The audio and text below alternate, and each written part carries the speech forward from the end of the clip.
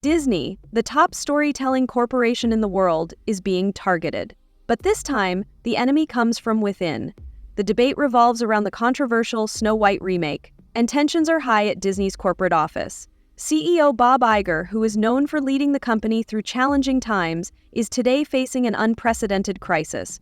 Insiders claim that top executives are watching in disbelief as the film descends into chaos, growing more and more irritated. What was intended to be a modern take on a beloved classic has instead drawn criticism, damaging Disney's carefully manicured reputation. It's more than just creative differences. It's the future of Disney's legacy.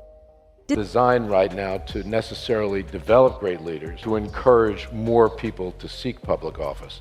Far more difficult. Now, I've never been in it, but from what I have, it's far more difficult to run for office today than ever before. Decisions that were formerly made with assurance are being questioned more and more. Executives are scrambling to figure out how it all went so wrong. There is a lot on the line.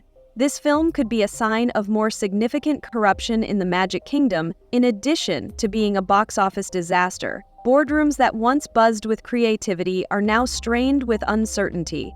One mistake could cause the dominoes to start to fall. But how did things come to this? A controversial artistic decision that many believe went too far provides the answer. A decision that changed Snow White's heart forever. This is where Rachel Zegler enters the story and unleashes a storm that no one at Disney saw coming. Rachel Zegler was not only chosen to play Snow White, but she also started a cultural revolution. From the moment her casting was announced, audiences were divided. But it was less about who she was and more about what she said. Zegler's bold assertions that she would transform Snow White into a self-sufficient modern girl CEO and that Prince Charming was obsolete struck a chord. Fans of the original tale felt duped and charged that Disney had destroyed the fairy tale's timeless appeal in favor of forced modern indoctrination. Then she went on. The prince, a pivotal figure in the original tale, may not even exist in the adaptation, as Zegler implied in interviews when he called the prince a stalker rather than a romantic hero. That revelation shocked Disney's fan base. Social media erupted with outrage. Hashtags advocating for boycotts began to become more and more popular. An encouraging update quickly devolved into a PR disaster. Disney executives were taken by surprise. They hadn't anticipated such a commotion from Zegler's impromptu remarks. They were now desperately attempting to mitigate the effects after the damage had already been done. Everyone was looking to see how they would recover because the public's trust in Disney's ability to maintain its classics was waning. But this was only the beginning. The debate, which went beyond the casting choices and touched on every facet of the film's development, sparked more grave questions about Disney's creative direction. The biggest risk the film had taken to yet was the decision to primarily use computer-generated imagery, CGI, to bring the Seven Dwarfs to life. Viewers no longer enjoyed the charming hand-drawn characters. They were swapped out for cold, lifeless, artificial personas that lacked the affection that made the original characters so endearing. The public was unrestrained. They asked whether this film was still regarded as live action. The human component that had formerly defined Disney magic was vanishing. It was replaced by sterilized, distant, and empty computer-generated visuals. Actors like Zegler found it challenging to perform in front of green screens and tennis balls instead of their real co-stars. Everything that contributed to it, such as the depth of passion and chemistry, they were losing their hold on popular Disney plots. Because the CGI dwarfs lacked the distinct personalities and hearts of their ancestors, critics said they were more like background noise than significant characters in the story. The critique focused on the film's central message, rather than just its aesthetic attractiveness. Viewers could perceive that Disney's attempt at computer-generated imagery was failing. Many people who had been eagerly anticipating this remake were now questioning whether it would ever be able to capture the magic of the original.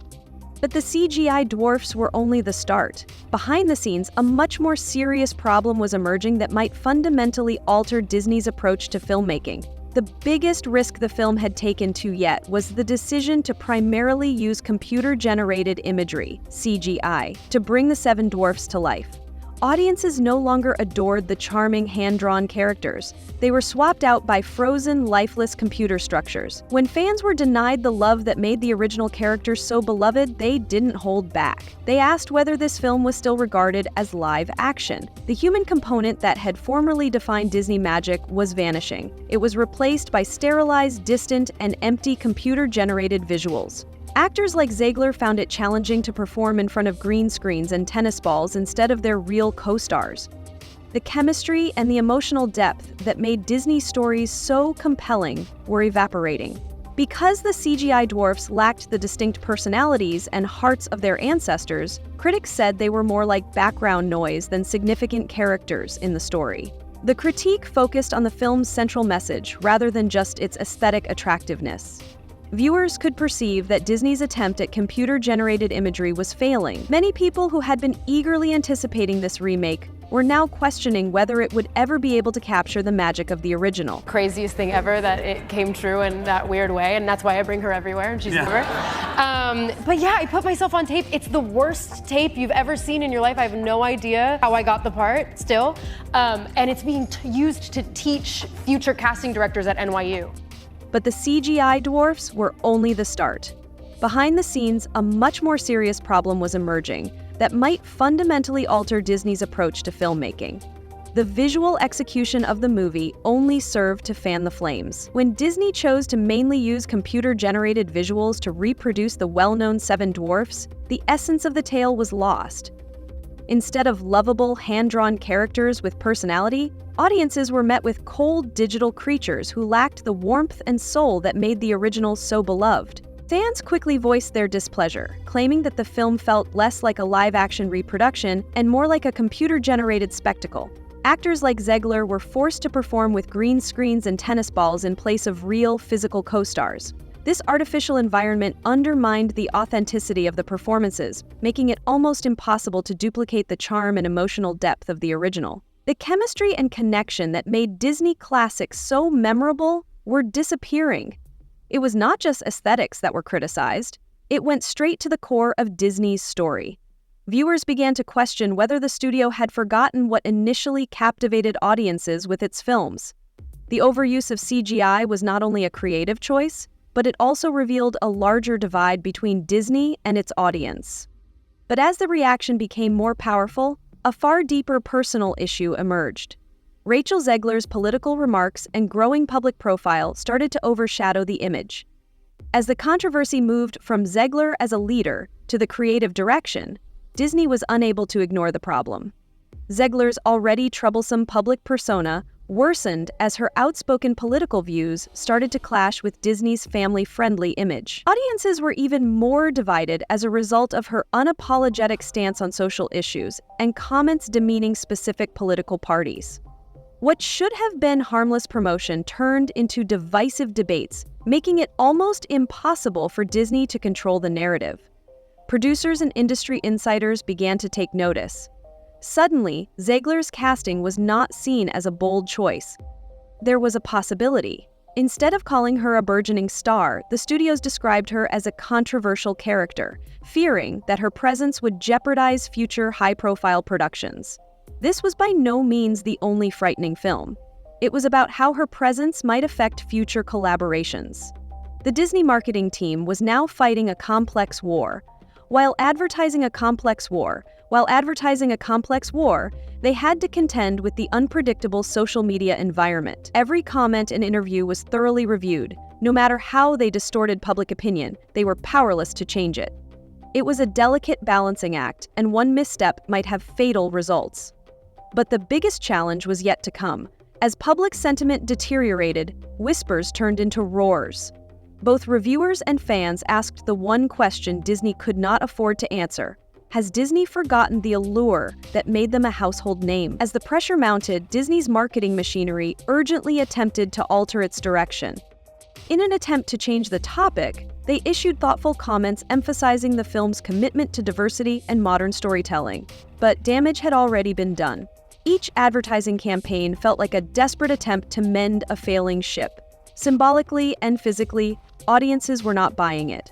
Even worse, industry analysts began to forecast the box office in a negative light. The Snow White remake was now being described as a potential financial disaster. Early screenings elicited mixed reactions, and the excitement that had surrounded the release had given way to fear. Merchandise sales, always a good indicator of a Disney film's success, were reportedly poor, suggesting more significant problems in the future. This was a pivotal moment for Disney. Their heritage of engrossing stories clashed with the modern era's aspirations for inclusivity and reform. But the deaths seemed to alienate their loyal supporters as much as their new public. Would Disney be able to withstand this cultural and financial upheaval? Or did the formerly unassailable empire begin to disintegrate more significantly? Disney's next move would either determine if they could regain their charm or serve as a warning about corporate extravagance and artistic blunders. And the world was watching. There was no doubt about that. But the storm was intensifying inside Disney just as much as it was raging outside. There were rumors that Disney's top executives were having internal conflicts. Some felt that they had to take bold risks and step up their modern narrative if they wanted to be relevant in the modern world. Others pushed for a return to the timeless, heartwarming tales that were the core of Disney's operations. This internal dispute made the company's issues worse and resulted in a split leadership at the most difficult time. Money concerns become more urgent in the midst of the chaos. Shareholders became unhappy due to Disney's unbeatable formula and started to question the company's strategic direction. The fear of a box office failure weighed heavily on everyone involved. Could the business afford another high-profile failure, or would this be the error that shook its foundation? Disney found itself in a precarious situation.